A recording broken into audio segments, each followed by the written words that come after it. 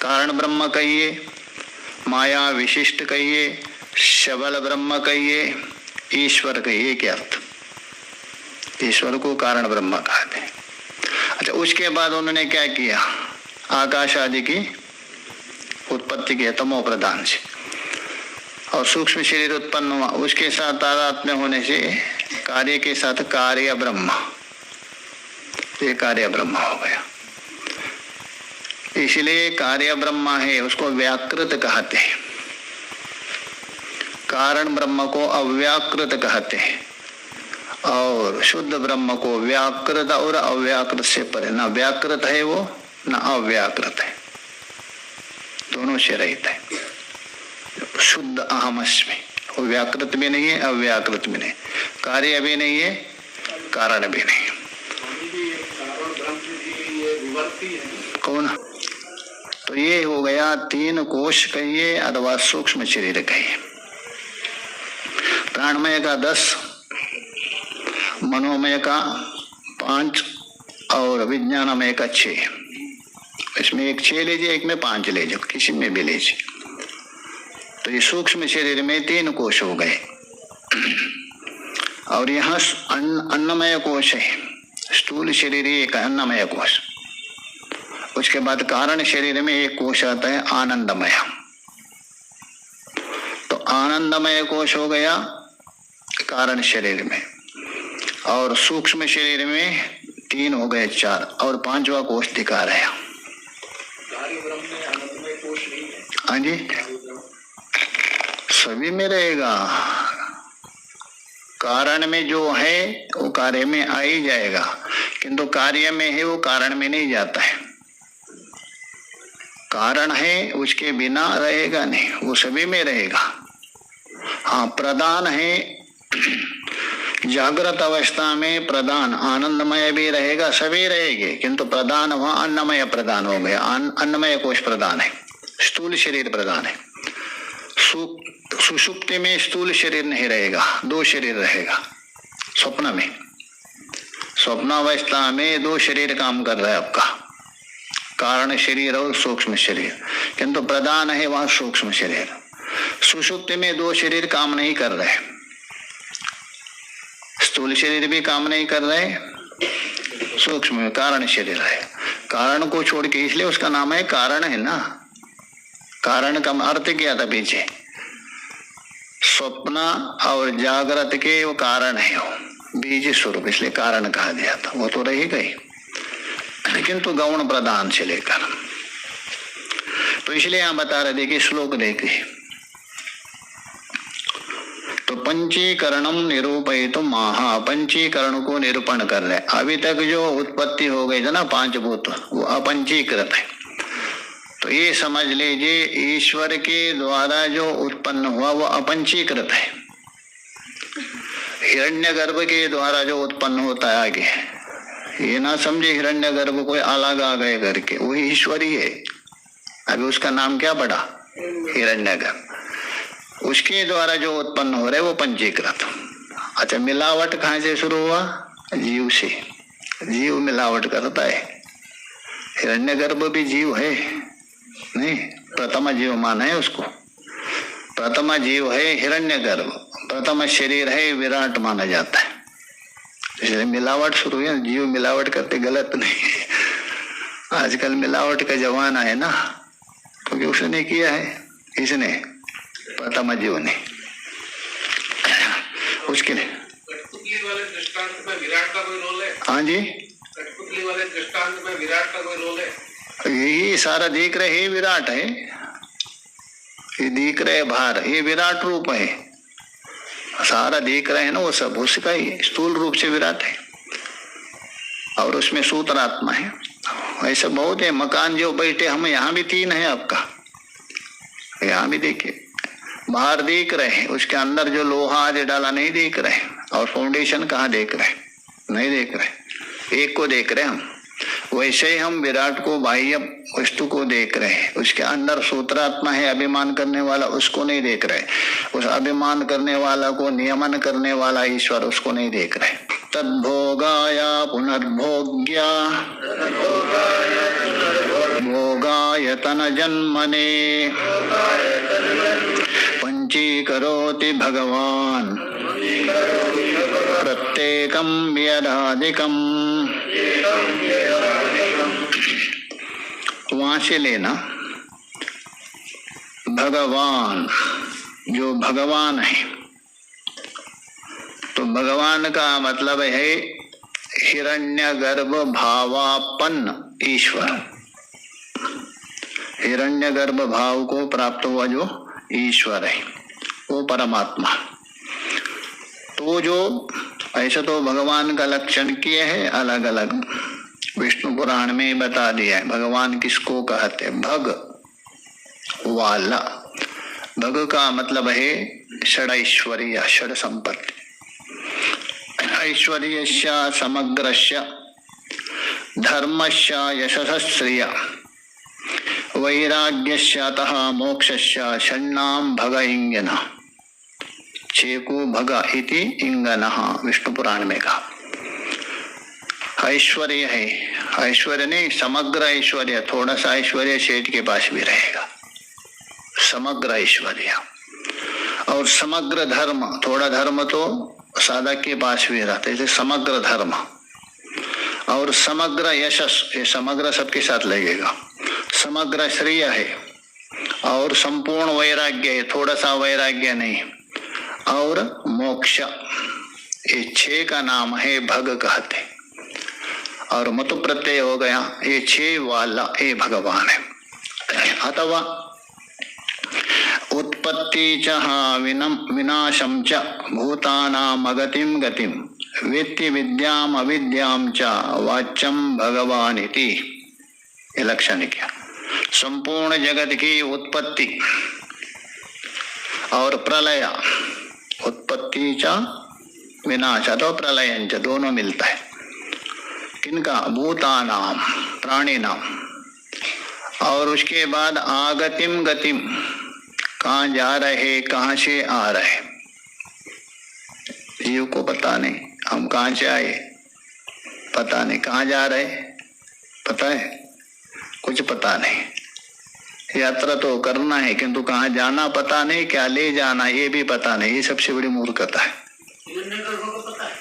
क्या? हाँ पतेगा, वही ईश्वर अंश है ना, उसको लेकर। यद्यपि वो भी समाप्त होता है, मूल रूप से ईश्वर लेना हिरण्यगर्भ के अंदर। तो इसीलिए यात्रा में आए हम, 100 साल की यात्रा करने के लिए। कहाँ से आए पता नहीं और कहाँ जा रहे पता नहीं, जाते समय क्या ले जाना ये भी पता नहीं। अब 1 महीने का यात्रा के लिए पहले तैयार करते हैं, सामान लेके जाना है, वो जाना है, वो जाना है, सारा दुनिया का तैयार करते हैं। अब यहाँ जाना है, क्या ले जाना है कोई पता नहीं, कहाँ जाना है कोई पता नहीं। तो ये एब्सेंट प्रोफेसर जैसा है। जैसे एक था बहुत बड़ा इंग्लैंड में, कोई प्रोफेसर तो बोलते बहुत बड़ा। तो एक बार ट्रेन से जा रहा था वो, आइंस्टीन ने, दूसरा कोई आइंस्टीन प्रोफेसर थोड़ा है, वो साइंटिस्ट है, ये प्रोफेसर था। प्रोफेसर का नाम है एब्सेंट प्रोफेसर होते, दार्शनिक होते ना, थोड़ा वो होते भुलक्कड़ होते बोलते। तो जा रहे थे ट्रेन से और उनसे जो पढ़ा था वो टीटी बन के आ गया। टिकट पूछ रहा था, टिकट टिकट गुरुजी, ढूंढने लग गए इधर उधर, कहाँ रखी करके। अब वो गया, ये बिना टिकट से चलने वाले नहीं है, तो आगे गए। वो जाने के बाद भी टिकट ढूंढने लग गए। तो दूसरे ने पूछा, टीटी तो गया, टिकट क्यों? बोलो कहाँ उतरना है ये तो पता करना पड़ेगा। कहाँ उतरना है, ऐसा ही हम लोगों को जाना है, कहाँ जाना है पता नहीं, क्या लेके जा रहे कोई पता नहीं। बोलते सबको एक दिन जाना है, हर एक व्यक्ति बोलता है एक दिन सबको जाना है। अरे कहाँ जाना है थोड़ा पता करो, क्या लेके जा रहे, ये भूल करते। तो इसलिए हम बता रहे ईश्वर जो उत्पत्ति है और लय और प्राणियों कहाँ से आए और कहाँ जाएंगे, और विद्या और अविद्या दोनों को जानता है, ये ईश्वर है, वही भगवान है। किंतु आजकल पोस्टल वाले कोई भी भगवान नहीं, इनमें एक लक्षण भी नहीं, ना ये लक्षण याद भी नहीं होगा उनको, किंतु भगवान होते आजकल। धूल लगाने से मुक्ति होंगी, जल पीने से सब ठीक होते। तो इसलिए हम बता रहे भगवान, पुनः वहां लेना, ये जो भगवान है अतः ईश्वर, फिर उन जीवों के भोग के लिए तद भोगाया, तद बोल दो तेषाम भोगाया, उन जीवों के भोग के लिए, जीव तो उत्पन्न हो गया कर्म के अनुसार, अभी भोग करने के लिए जरूरत है ना, उनके लिए तद भोगाया मतलब जीवानाम भोगाया, वहां अन्वय लेना। भोग्या भोगायतनः जन्मने, भोग्य भोग्य हो गया अन्नपान आदि, और भोगायतन हो गया शरीर, देवता है, मनुष्य है, तिर्यक आदि, भोगायतनम शरीरम।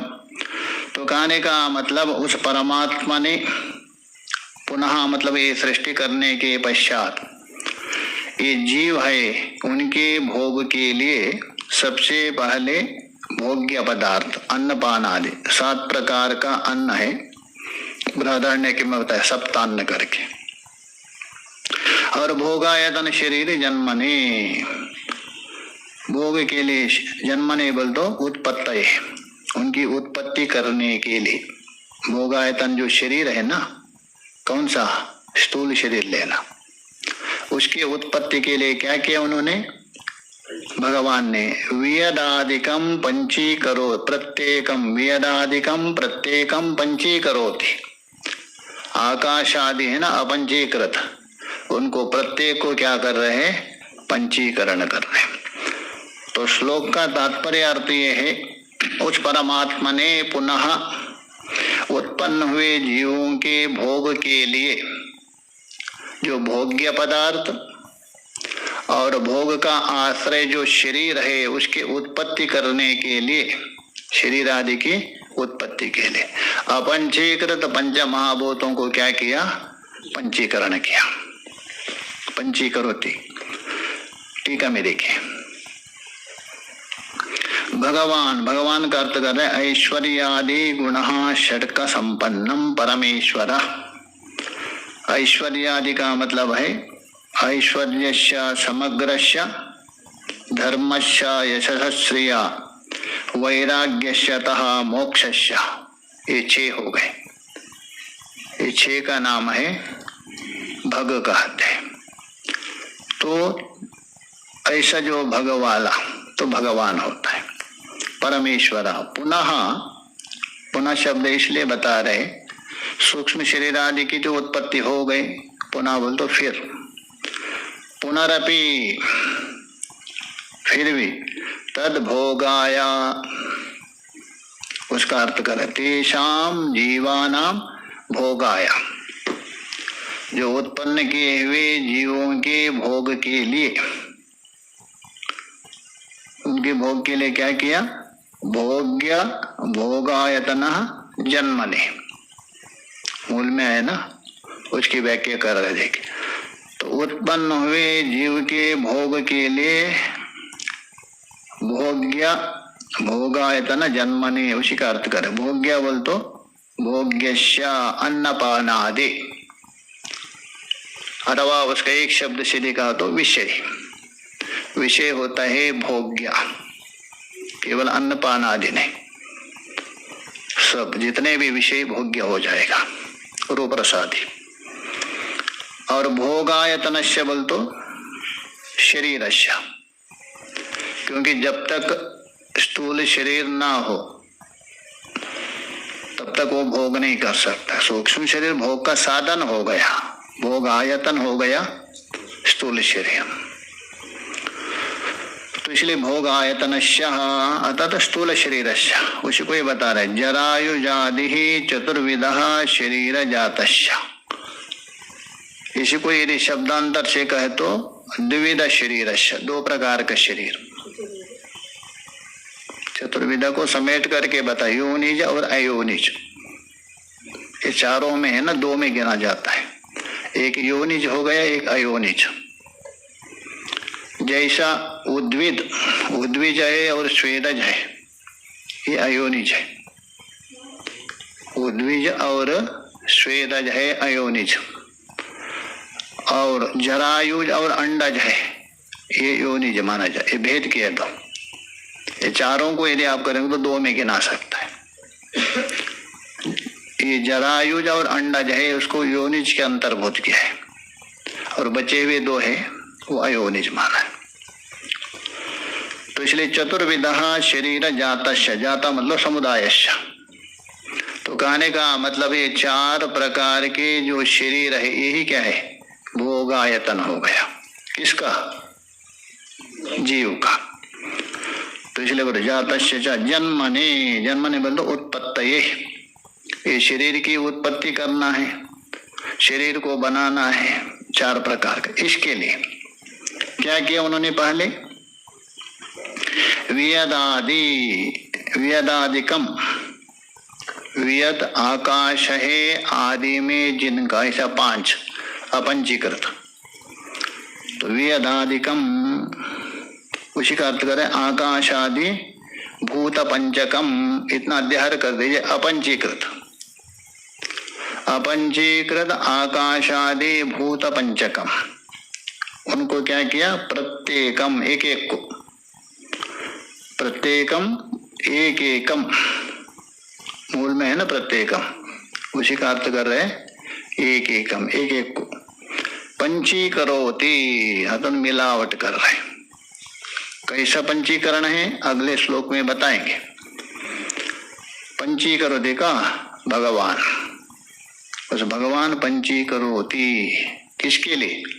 जीवानाम भोग के लिए, भोगायतन, भोग और भोगायतन के लिए, दोनों, भोग के लिए और भोगायतन के लिए पंचीकरोति।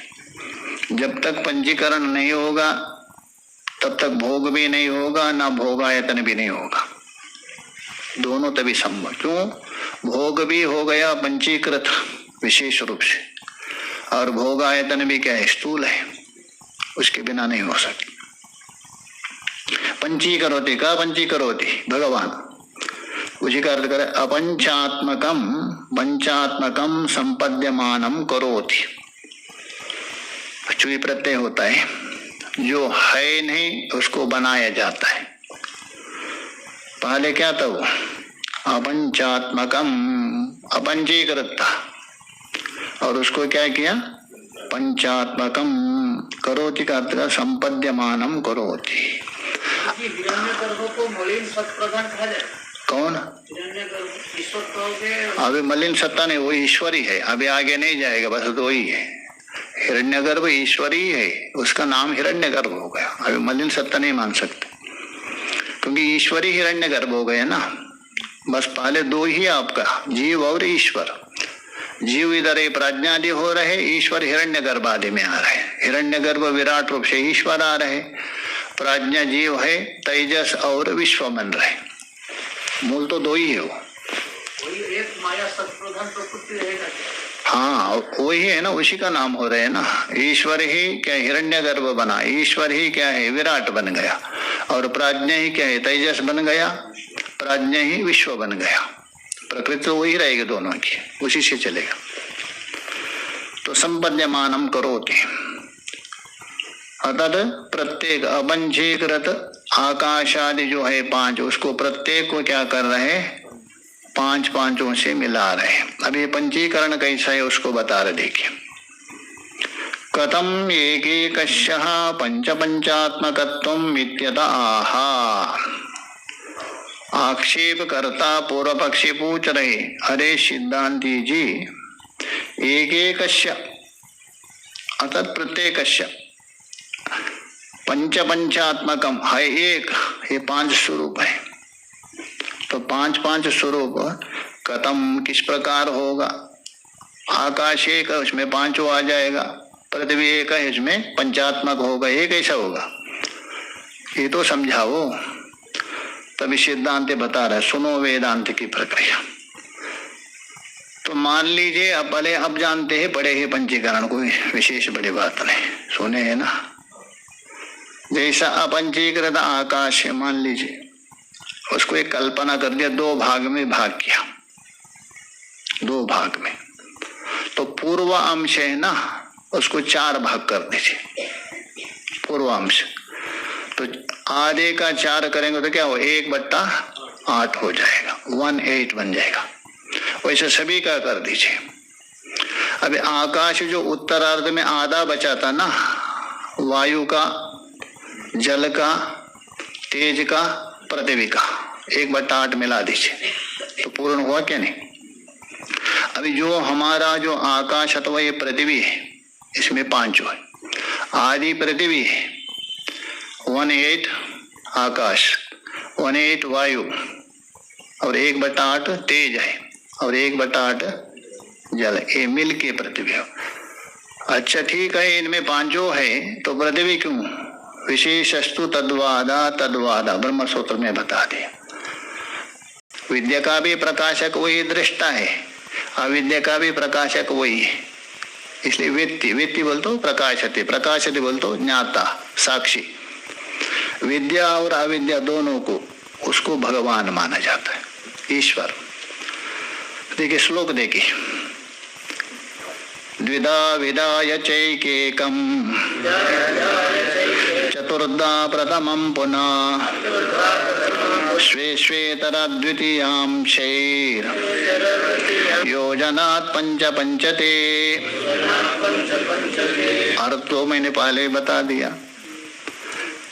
च एकैकम, वहां से लेना, एकैकम तो एक है। द्विधा विदाया मतलब अपंचीकृत आकाश आदि जो एक मतलब प्रत्येक को, तो उसको द्विधा विदाय बोल तो 2 भाग करके। यद्यपि 2 भाग नहीं कर सकते हैं, विचार चिंतन करना। विदाय बोल तो कृत्वा, एक का 2 भाग किया। एक बोल तो प्रत्येकम द्विधा विदाया, पुनः प्रथमम चतुर्धा, जो प्रथम अंश है आदांश, उसको क्या करना, चतुर्धा कृत्वा, 4 भाग कर दे। तो प्रथम आधे का 4 भाग करने से 1/8 होगा, 1/8 हो गया। ये हो गया आपका। उसके बाद क्या करे, स्व इतरा द्वितीयांशे, स्व बोल तो अपना जो इतर अंश है, आकाश का दूसरा अंश है ना बचा हुआ, उसमें स्व इतरा द्वितीयांशे, जो पहले वाले है ना 1/8, उसमें मिलाते जाइए। जैसे आकाश का दूसरा आधा था, उसमें इतर बोल दो वायु का, तेज का, जल का, पृथ्वी का, 1/8 मिलाते जाइए। तो फिर स्व इतरा द्वितीयांशेर योजनाद, योजनाद बोल तो मिलाने से, जोड़ने से, तभी जाके क्या होगा, पंचते, वे पंचीकृत हो गए। एक पंच 2 बार बोल रहे। आकाश आदि प्रत्येक 5 हो गए। कहने का मतलब पंचीकृत हो गए। पंचते बोलो ते, पंचग्रह बोल तो पंचीकृता, ते शब्द बोल तो वेदादि, पंच बोल तो पंचीकृत, ये पंचीकृत हो गए। पंचीकृत बोल तो 5 मिला करके बनाया हुआ पंचीकृत। इसलिए आजकल भी होते हैं ना पंचामृत, पंचगव्य, 5 में प्रसिद्ध है ना पूजा में। ठीक है, मेरे के सरल है, इसको कुछ नहीं। वेदादिकम अतः आकाशादिकम, एकैकम अतः प्रत्येकम, द्विधा, ये विप्सार्थ में, एक का नहीं प्रत्येक का। तो विप्सार्थ में होता है ना, केवल 2 बार नहीं लेना, बार अतः द्विधा कृत्वा। देखिए तंत्रेण उच्चरितो द्विधा शब्द, यहाँ द्विधा शब्द है ना मूल में, एक बार नहीं, तंत्रेण सकृत उच्चरितत्वे सति अनेकार्थ। तंत्र कहते एक शब्द होने पर भी अनेक अर्थ का बोध होता है, इसलिए केवल द्विधा नहीं लेना, तो इसलिए विप्सा है। तंत्रेण उच्चरितो का द्विधा शब्द कुत्रा मूल में, तो इसलिए केवल दो भाग नहीं लेना, तंत्र है जितने भी सभी में 2 विदाय बोल तो कृत्वा। तो अर्थ हो गया आकाशादि प्रत्येक को 2 भाग में विभक्त करके, भागद्वयोपेतम कृत्वा इत्यर्थ। भागद्वयोपेतम कृत्वा किनको, वेदादियों को। पुनश्च पुनरपि प्रथमम प्रथमम भागम, यहाँ भी प्रथम एक बार है ना, सर्वत्र लेना प्रथम विपक्षार्थ में। तो जो जो प्रथम प्रथम भाग है उसको क्या करे, चतुर्थ भागा अतः चतुष्टय उपेतम, 4 भाग कर दीजिए। प्रथम जो आधा है ना सबका, उसको 4 कर दिए, 1/8 1/8 हो जाएगा कृत्वा। तो इसलिए बोले भाग चतुष्टय उपेतम विधाया इति अनुसज्जते। देखिए यहाँ प्रथमम पुनः चतुर्थ श्लोक में है ना, इसलिए यहाँ भी विधाया इस पद का जोड़ दीजिए, क्रिया नहीं है ना। तो एक हो गया, एक एकम द्विधा विधाया पुनः प्रथमम चतुर्था विधाया, इतना जोड़ दीजिए। स्वे स्वे इतर द्वितीयांश, अपना अपना बचा हुआ आधा अंश है ना, आकाश का दूसरा अंश, वायु का दूसरा अंश। स्वस्मात् स्वस्माद् इतरेशम, अपना अंश छोड़ दीजिए 1/8 दूसरे का, आकाश का जो आधा है तो आकाश का 1/8 है ना, वो छोड़ दीजिए अन्य। स्वस्मात् स्वस्माद् इतरेशम चतुर्णाम, वायु अग्नि जल पृथ्वी, इनका। भूतानाम यो यो द्वितीय, उनका जो द्वितीय है दूसरा। स्थूलो भाग, उनका स्थूल भाग है, उसमें जोड़ते जाइए। तेन तेन सह प्रथम भागांशन, कहने का मतलब अपने अपने जो दूसरा भाग है उसमें अवशिष्टों का जो प्रथम भाग है 1/8 सभी में जोड़ते जाइए। जैसे आकाश एक में बता रहा हूं, आकाश का आधा है मध वाला, तो उसमें अवशिष्ट का प्रथम भाग है। वायु का प्रथम भाग को कितना किया था आपने, 4 भाग, और तेज का 4 भाग किया था, और जल का 4 भाग किया था, पृथ्वी का उसका एक अंश जोड़ते जाइए सभी में। तो प्रथम भागांशानाम चतुर्णाम मध्य, तो 4 किया था ना उसका, तो प्रत्येक के बीच में बाद वाले भाग में जोड़ दीजिए। एक एक योजना, एक एक में जोड़ते जाइए। तो ते व्यदादय, मूल में है ना ते पंचा, ते शब्द गाया आकाश आदि। पहले आपने 2 भाग किया था ना, आधा आकाश था, अभी आधा पूर्ण हो गया। तो कहने का मतलब आधा आकाश से पूर्ण हो गया, आधा चारों से पूर्ण हो गया। आधा अंश आकाश का है और अवशिष्ट आधा अंश है अन्य चारों का, सभी में ऐसा कर दीजिए। तो प्रत्येकम आकाश आदि प्रत्येक पंचात्मका भवंती, पंच का अर्थ करे पंच अदर पंचीकृता भवंती। पंचात्मक तात्पर्य है पंचीकृत हो गया। पंचीकृत बोल तो अपंचीकृत पंच महाभूतों से मिला करके बना दिया पंचीकृत, वहां से स्थूल शुरू हो गया, स्थूल जगत हो गया। उसके बाद भौतिक पदार्थ बताएंगे, उसको आगे विचार। ओम पूर्णमदः पूर्णमिदं पूर्णात् पूर्णमुदच्यते पूर्णस्य पूर्णमादाय पूर्णमेवावशिष्यते। ओम शांति। मेरे प्यारे दोस्तों, आपका बहुत बहुत धन्यवाद। सभी के मंगल की कामना करते हुए यहीं विश्राम देते हैं, पुनः भेंट होगी। सभी के श्रवण करने का बहुत बहुत धन्यवाद। प्रभाष्याकृतो वंदे भगवन्तौ पुनः पुनः। ईश्वरो गुरुरात्मेति मूर्तिभेद विभागिने व्योमवद्व्याप्तदेहाय दक्षिणामूर्तये नमः। ओम शांति शांति शांति। सभी लोग 1 मिनट